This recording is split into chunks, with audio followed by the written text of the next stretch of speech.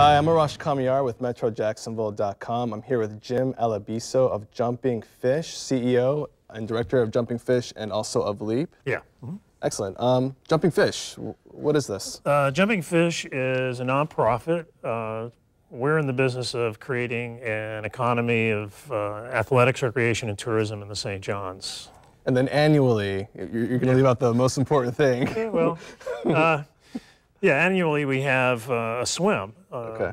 It started in 2011 with the swim across the St. John's River. That was kind of our myth-busting phase. Right, because everybody thinks that the St. John's is, you know, don't go in there, it's scary. That was planned. That was year one. Right. Year two was acclimation. We want to get the community, because at the time, before all this started, I was standing on County Dock. I think it was 2010, somewhere around there, and it was just pretty obvious that it was a desert out there. There was just nobody there, you know. So that was kind of the beginning, the impetus to get involved, to get in the water. That's great. Yeah. You've attracted a lot of attention with Jumping Fish. I mean, there's an Evel Knievel factor to it, and I get that.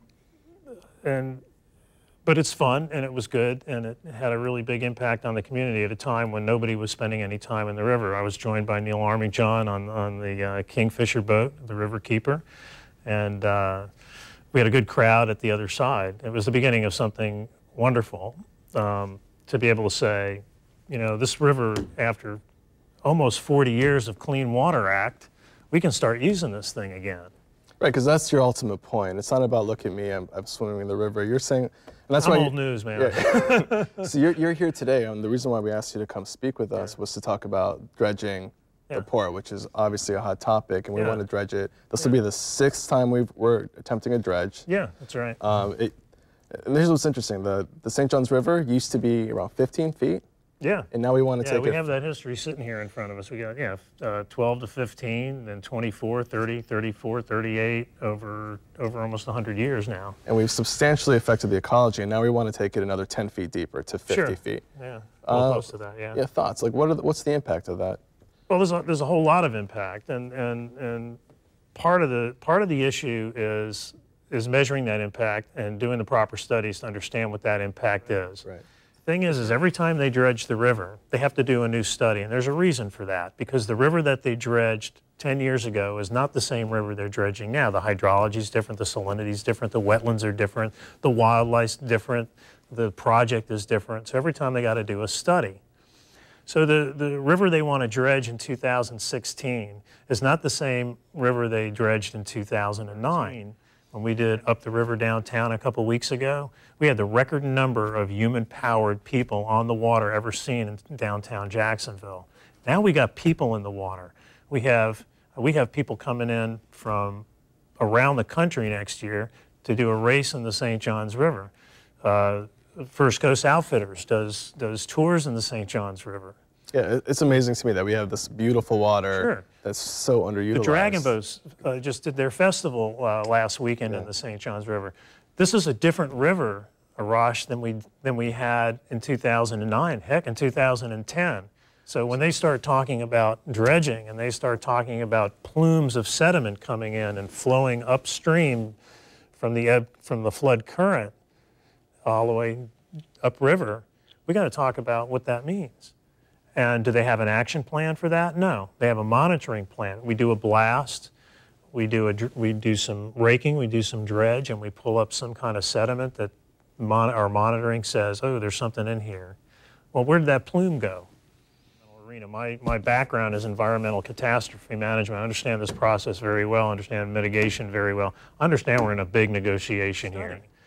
Yeah. So why are we out here, you know, going to bat for a project that we don't know what it means yet? What the economic or environmental impact will be. Yeah, and the economic model is you know, you're going to have to raise an eyebrow. I mean, I sat there at the subcommittee meeting at the Waterways Commission and listened to Mr. Martin and Martin & Associates. They're the firm that did the economic modeling for this. Is that the study that everybody's kind of looking at right now? Yeah. And they're objective?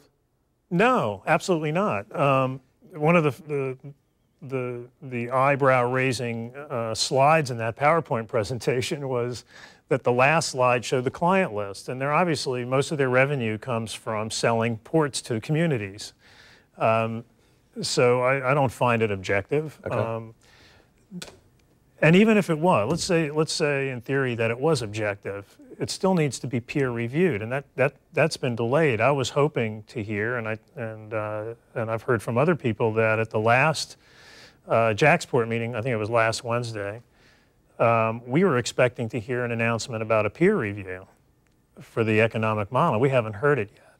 So everybody's kind of jumped on the bandwagon of the study that could have a potential bias to it, you're saying, from your perspective. Oh, absolutely. And you're saying we need another more objective study to find out what the risks are. It needs to be peer reviewed. Yeah, sure. Okay. The Army Corps of Engineers. What's the risk? What are the potential risks to the Florida aquifer? Well, some of the talk, and this is probably a better question for an engineer, but what I've seen is some of the talk is about blasting and what happens if we break into the aquifer. You know, well, some of that fresh water can come up into the St. John's, changing salinity once again. We have some kind of oil spill or some kind of wreckage, and some of that seeps into the aquifer. I mean, there's those types of things. As far as the possibility of actually breaking into the aquifer and getting through that limestone, I'm not sure what the chances are. Okay. I'm sure it's a possibility, but I don't know the risk. All right. So there's a study going on right now. Yeah. Is there an ETA on that study? Do we know when it's going to wrap up? Yeah, they have some dates. I don't know what the dates are. Okay. One of the things that's happening, I just came out with the second draft of the study. And when they did that, what hit me was it's hard bargaining time, because when parties negotiate in the spirit of collaboration, when people negotiate, they negotiate an issue, and the issue is environment and economics. Then you get to a point where the parties start hard bargaining, and they're negotiating their position now. They're not negotiating the issue anymore. And I think from what I've seen from Jacksport, they're in that mode of negotiating position at this point as opposed to an issue. Okay. This is how these meetings work. We're going to have a public forum. So you start at 6 o'clock or whatever time it was, and they spend an hour and a half presenting PowerPoints and la-di-da. And then you have 15 minutes worth of public questions. So it's really not fair. It's not, it's not equal space. And then you have people that, you know, sign the blue card and they're going to get up and speak. And we only have 3 minutes per person. And I understand we need to manage to that.